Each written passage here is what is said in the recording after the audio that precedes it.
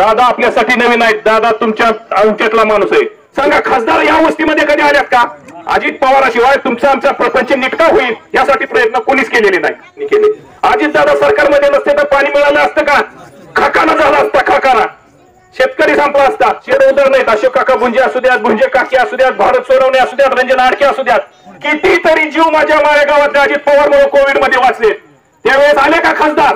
त्यावेळेस आले का शरद पवार?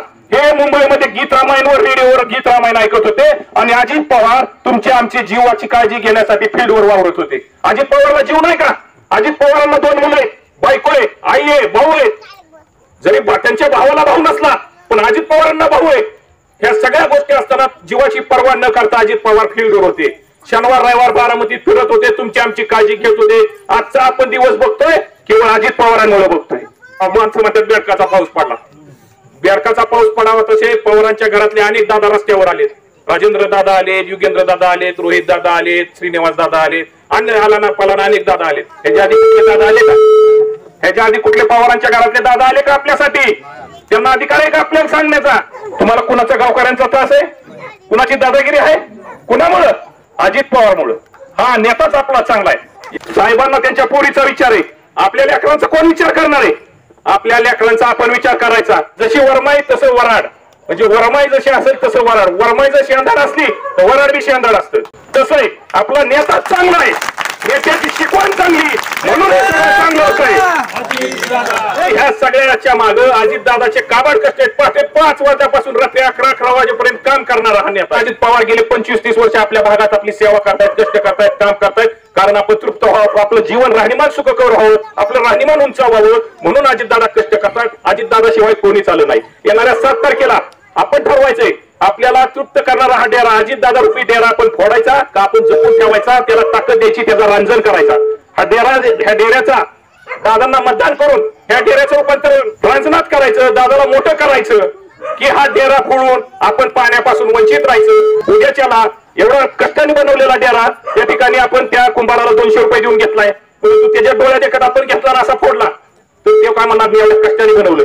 एवढं काबाड कष्ट केलेत. 8-8, 15 दिवस करावागरनं माती आणून मळून नाचून हे करून मी एवढा कष्टाने चाकावर बसून डेरा बनवला आणि तुम्ही पैसे देऊन माझ्या डोळ्यात एकच फोडला. त्याच्या डोळ्यात अश्रू येणार आहे, त्याच्या डोळ्यात पाणी येणार आहे, पण आपल्याला परत पाणी प्यायला मिळणार नाही. त्याच पद्धतीनं जर एवढे कष्ट करून दादांनी हे सगळं केलं असेल तर 7 तारखेला आपण जर दादांच्या मागे उभा राहिलो नाही तर दादांच्या डोळ्यात अश्रू येणार आहे. दादांना काय फरक पडणार नाही, दादा थांबतील, पण फरक पडणार आहे आपल्याला. हा जर डेरा या ठिकाणी फुटला तर उद्या आपल्याला पाणी प्यायला मिळणार आहे का?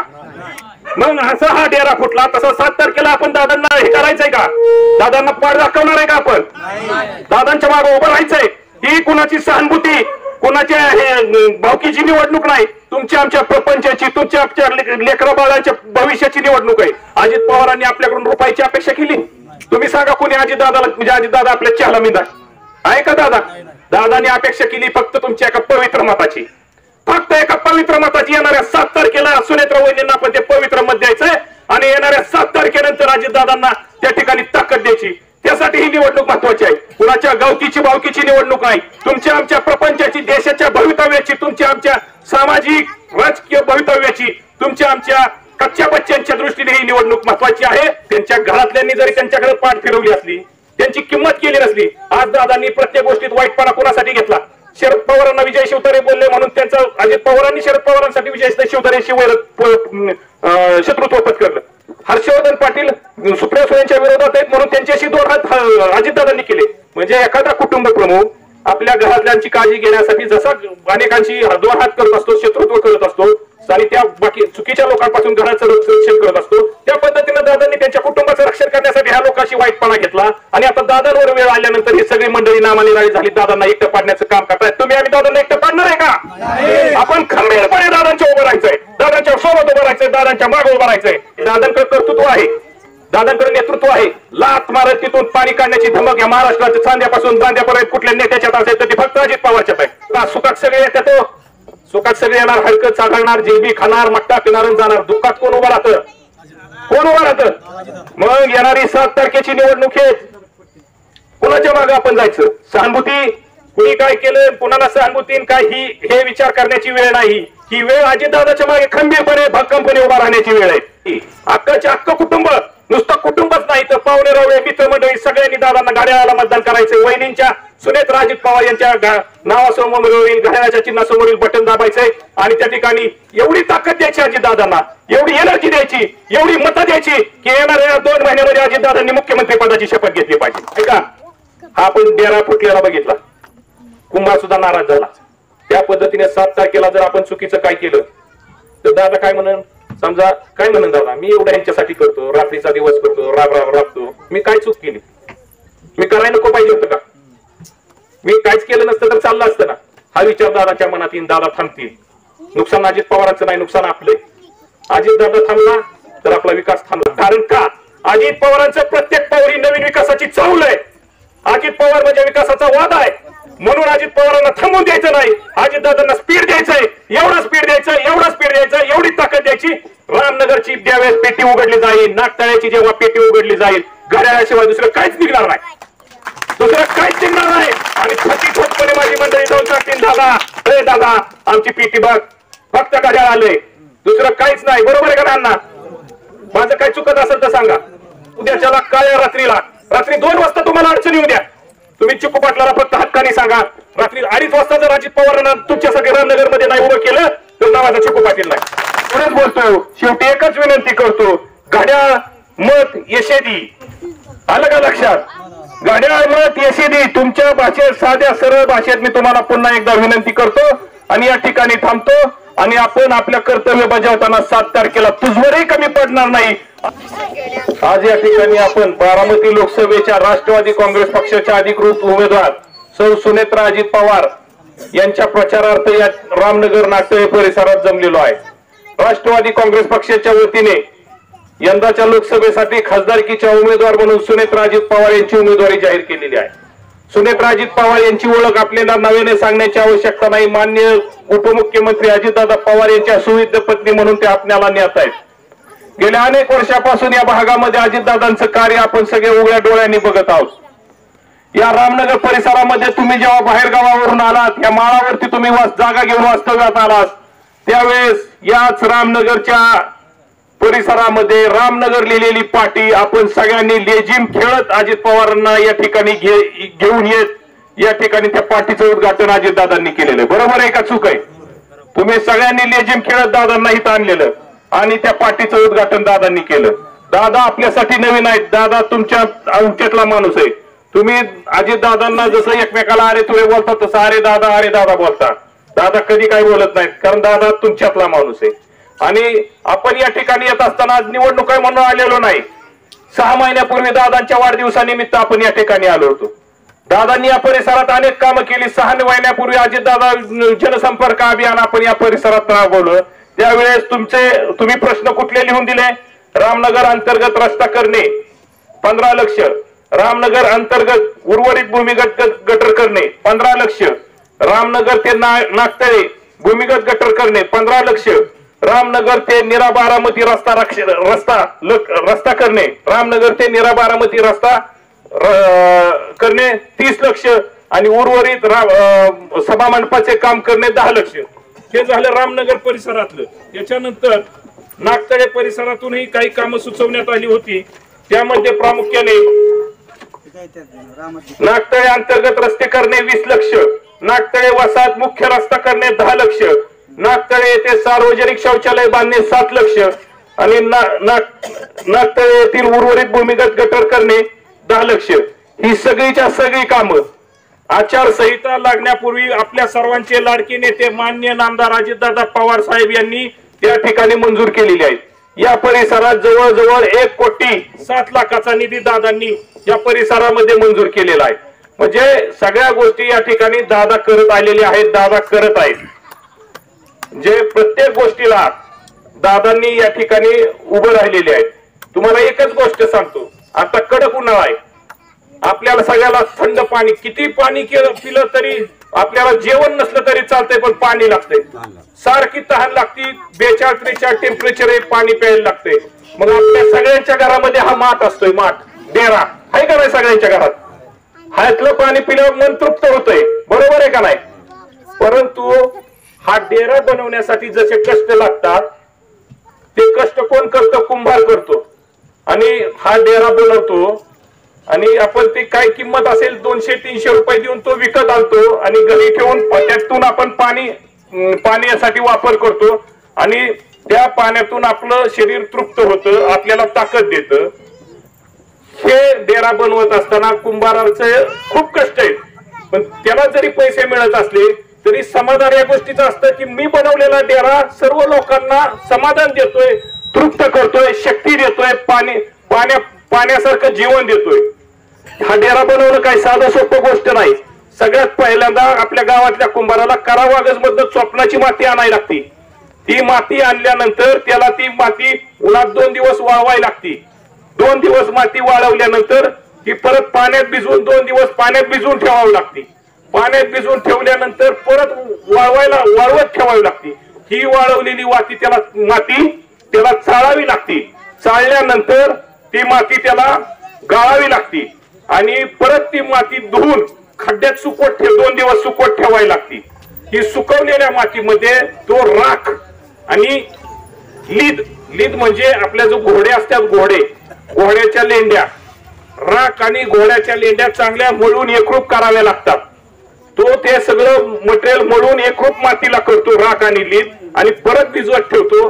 ही भिजवलेल्या मातीचे तो गोळे बनवतो आणि मग ते गोळे आपल्या कुंभाराच्या चाकावर घेऊन त्याला हा डेऱ्याचा आकार देतो. डेऱ्याचा आकार देऊन झालेला हा डेरा, कच्चा डेरा 2 दिवस सुकवत ठेवतो.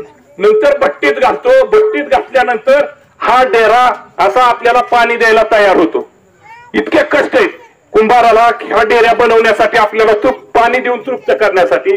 तेवढेच कष्ट आपला बारामती मध्ये, महाराष्ट्रामध्ये तुमचं आमचं जीवन सुखकर करायला, तुमचा आमचा आत्मा तृप्त करायला अजितदादा पवार गेले 25 वर्ष घेत आहेत. या परिसरात बाकीचं जाऊ द्या, या परिसरात सांगायचं झालं तर तुम्ही या ठिकाणी राहायला आल्यानंतर या ठिकाणी लाईट देण्याचं काम अजितदादांनी केलं. पाण्याचा नळ अजितदादांच्या माध्यमातून आला. त्यानंतर भूमिगत गटर मागे झालं, ते रोहिणी झडपी सदस्य झाल्यानंतर ते सुद्धा भूमिगत गटर अजितदादांच्या माध्यमातून झालं. त्याच्यानंतर हा डांबरी रस्ता झाला, अजितदादांच्या माध्यमातून झाला. आपल्या सर्व गोरगरिबाची, सर्वसामान्यांची कच्ची बच्ची लेकरं याच ठिकाणी शिकण्यासाठी अंगणवाडीची इमारत कुणी बांधली? अजितदादांनी बांधली. आपलं आराध्य दैवत मारुतीचं सभा मंडप कुणी बांधलं? अजितदादांनी बांधलं. या ठिकाणी स्ट्रीट लाईटची हायमास आता बंद आहेत, थोडस प्रशासक असल्यामुळे अडचण आहे, पण 2-2, 3-3 हायमास कुणी दिले? अजितदादांनी दिले. हे शहरात गेल्यानंतर डस्टबिन असतात, ग्रामीण भागात ही कचरा टाकायची पेटी कुठं बघायला मिळत नाही. रामनगर सारख्या आपल्या भटक्यांच्या वस्तीमध्ये कुणी आणली? अजितदादांनी आणली. ह्या सगळ्या गोष्टी दादांनी केल्या. रामनगर मध्ये स्मशानभूमी असू द्यात, त्याची व्यवस्था दादांनी केली. ह्या सगळ्या गोष्टी करत असताना आपल्या गावामध्ये प्राथमिक आरोग्य केंद्र, एवढी मोठी इमारत, 3.5 कोटीची इमारत माळेगाव सारख्या भागामध्ये तुमच्या रामनगरच्या वस्तीला शेजारी कुणी आणली? कुणामुळे सोय झाली? फिल्टरचं पाणी आणलं, अजितदादांनी आणलं. रस्ते चांगले केले. आज आपला बारामती रस्ता चांगला होतोय. हा आपल्याला असं वळून फुफुट्यातनं जायला लागतं. हा रस्ता डायरेक्ट बारामती रस्त्याला जोडायचं काम कोण करू शकतं? कोण करू शकतं? दादाशिवाय कुणी केलंय का? आज प्रत्येक गोष्टीमध्ये, प्रत्येक अडचणीमध्ये, कुणाची वैद्यकीय गरज असो, प्रत्येक गोष्टीमध्ये अजितदादा उभे राहिलेत का दुसरं कोण आलंय? सांगा. खासदार या वस्तीमध्ये कधी आल्यात का? अजित पवाराशिवाय तुमचा आमचा प्रपंच नीटका होईल यासाठी प्रयत्न कोणीच केलेले नाही. कोणी म्हणजे कोणीच केले नाही. प्रत्येक गोष्टीसाठी अजितदादा उभे राहिलेत. रस्ते असू द्या, हे असू द्या. का तर माझे रामनगर वासीय, माझे माळेगावकर सुखा समाधानी राहिले पाहिजेत. त्यांनी त्या ठिकाणी चांगलं जीवन जगलं पाहिजे. तुम्ही आला तेव्हा सप्रात होता, सप्रातनं पत्र्यात आला, पत्र्यातनं आता स्लॅबच्या बंगल्यात आला. तुम्हाला कुणाचा गावकऱ्यांचा त्रास आहे? कुणाची दादागिरी आहे? कुणामुळं? अजित पवारमुळं. हा नेताच आपला चांगला आहे. एक म्हण आहे आपल्या मराठीमध्ये, जशी वरमाई तसं वराड, म्हणजे वरमाई जशी असेल तसं वराड. वरमाई जर शेंदाड असली तर वराड बी शेंदाड असतं. तसं आहे आपला नेता चांगला आहे, नेत्याची शिकवण चांगली, म्हणून हे सगळं चांगलं होत आहे. आणि ह्या सगळ्याच्या माग अजितदादाचे काबाड कष्ट आहेत. पहाटे 5 वाजल्यापासून रात्री 11 वाजेपर्यंत काम करणारा हा नेता आहे. येणारी लोकसभेची निवडणूक ही अतिशय महत्वाची आहे। हे अजित पवारनी आपल्यासाठी जसं कुंभारांनी डेरा बनवून पाणी पाचतो, आपला समाधान करतो, आपलं तृप्त करतो, त्या पद्धतीने अजित पवार गेले 25-30 वर्ष आपल्या भागात आपली सेवा करतायत, कष्ट करतायत, काम करतायत। कारण आपण तृप्त व्हावं, आपलं जीवन राहणीमान सुखकर व्हावं, आपलं राहणीमान उंचावावं, म्हणून अजितदादा कष्ट करतात। अजितदादा शिवाय कोणीच आलं नाही। येणाऱ्या 7 तारखेला आपण ठरवायचंय आपल्याला तृप्त करणारा हा डेरा, अजितदादा रूपी डेरा आपण फोडायचा का आपण जपून ठेवायचा, त्याला ताकद द्यायची, त्याचा रंजन करायचा। हा डेरा, ह्या डेऱ्याचा दादांना मतदान करून ह्या डेऱ्याचं रूपांतर रांजणात करायचं, दादाला मोठं करायचं की हा डेरा फोडून आपण पाण्यापासून वंचित राहायचं, आपल्या सुख सुविधांपासून, आपल्या सोयींपासून, आपली काळजी घेणाऱ्या माणसापासून, म्हणजे थोडक्यात फॅमिली डॉक्टर असल्यासारखे आपली अजित पवार काळजी घेतो का नाही, त्याच्यापासून आपण वंचित राहायचं हे ठरवण्याची निवडणूक आहे।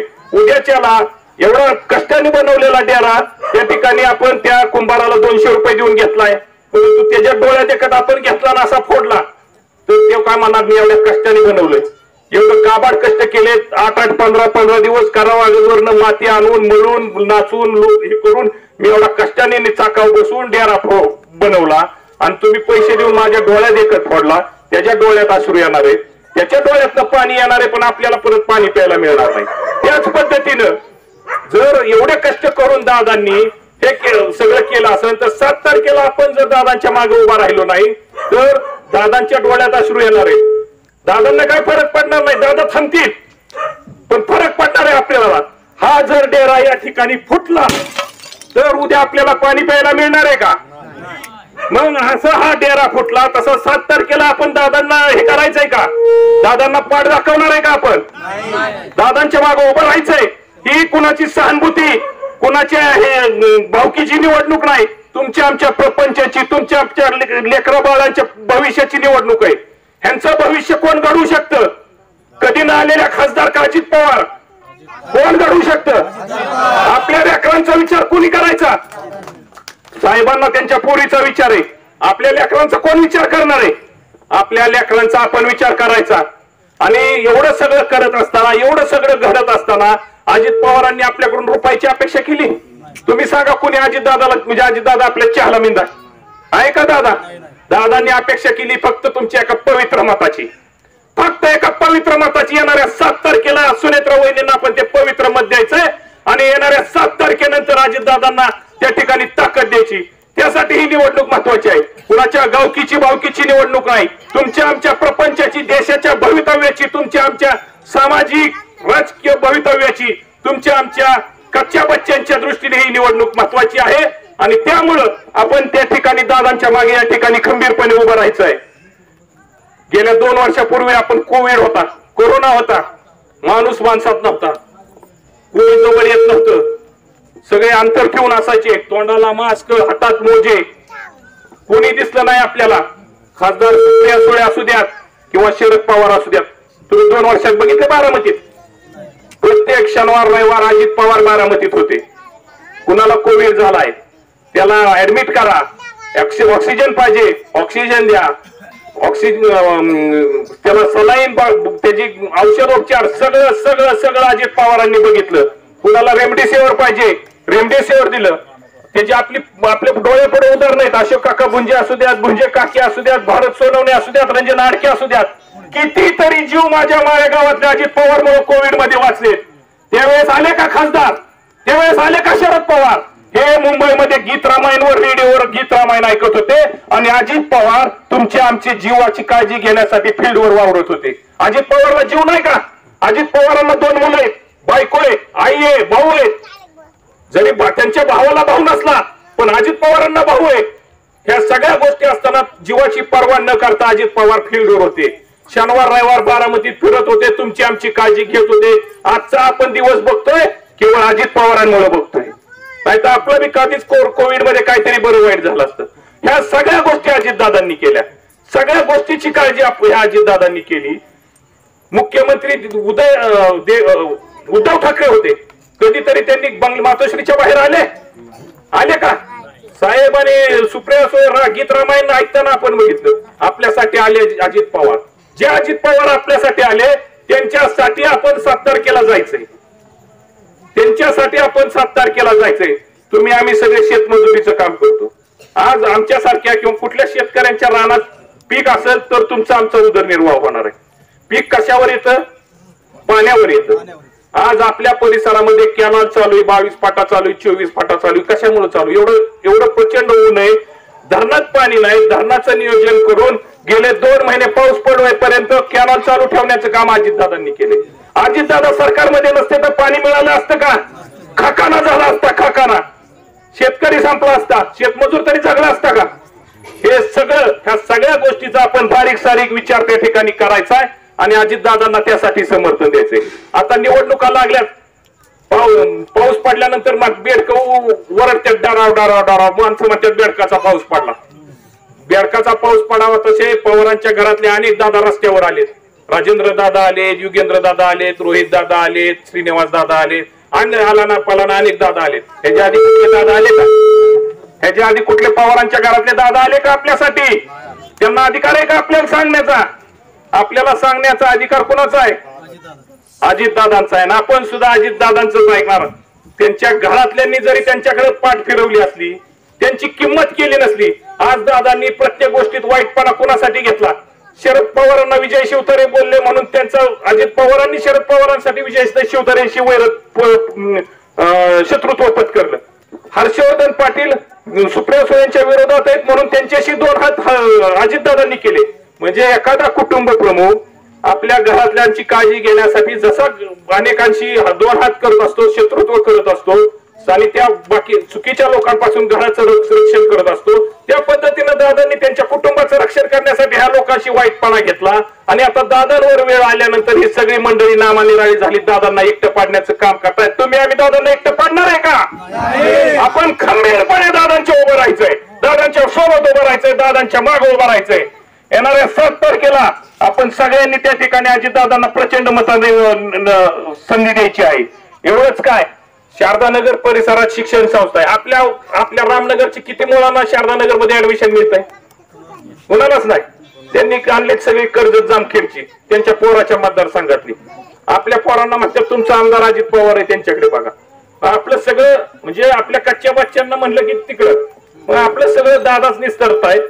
दादांच्याच मागे आपण या ठिकाणी खंबीरपणे उभं राहायचं. प्रत्येक गोष्टीला त्या ठिकाणी दादांनी आपल्याला हे केली, साथ दिलेली आहे आणि भविष्यात सुद्धा त्या ठिकाणी आपल्याला दादा साथ देणार आहेत. त्यामुळे माझी आपणा सगळ्यांना नम्रतेची विनंती आहे.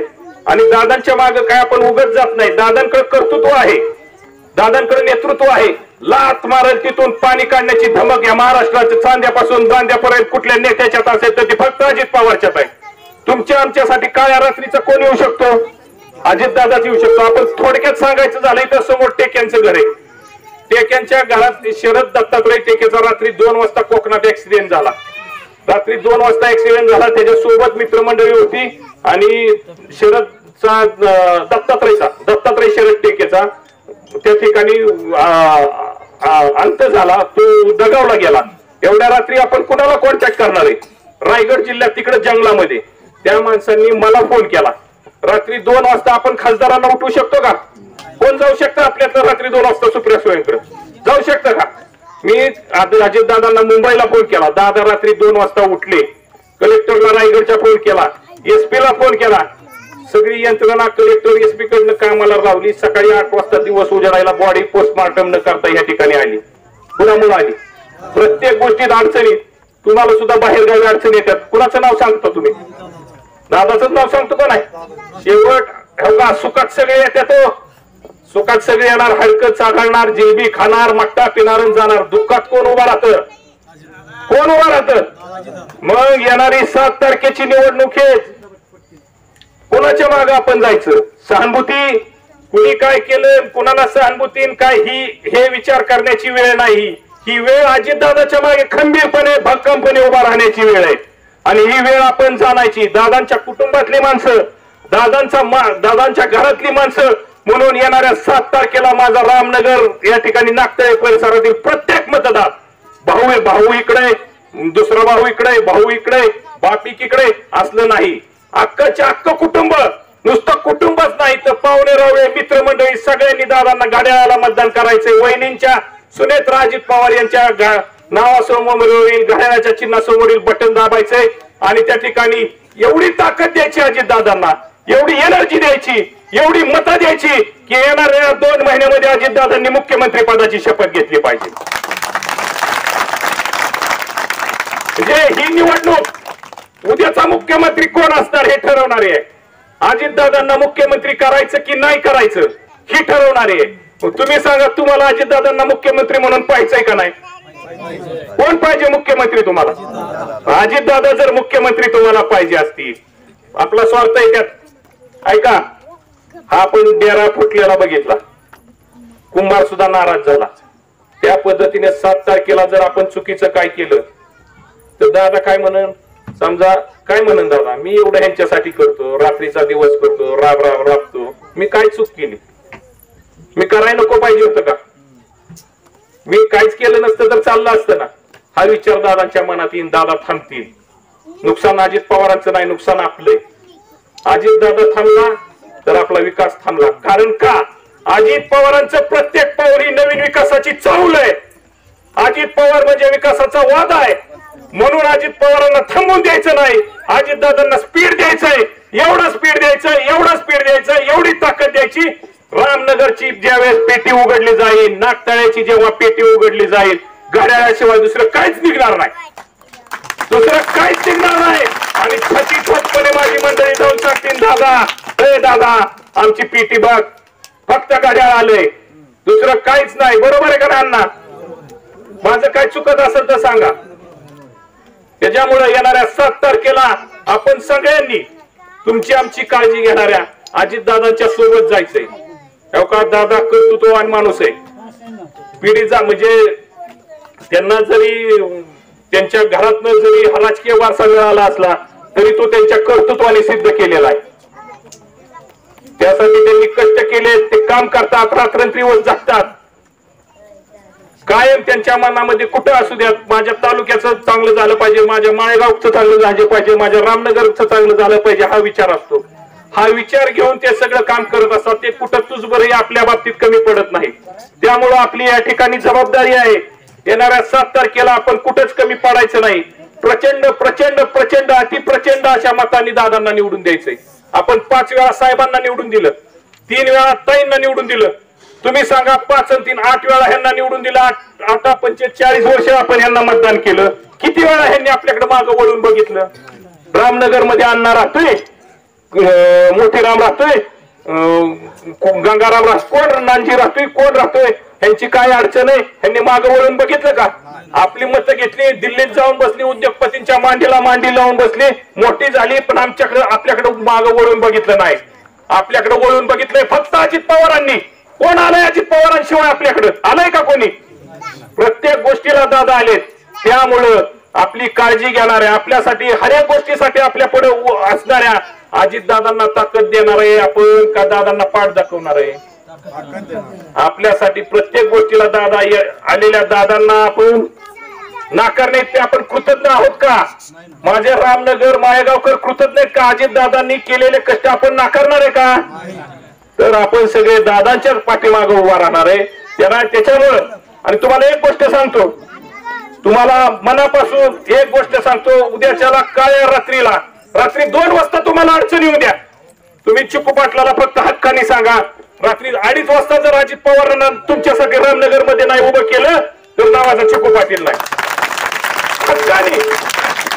आणि दादा सुद्धा येणार, त्याच हक्काने येणार, त्यांचं कर्तव्य समजून येणार, त्यांची जबाबदारी समजून येणार, कारण तुम्ही त्या दादांसाठी करताय, दादांना ताकद देताय.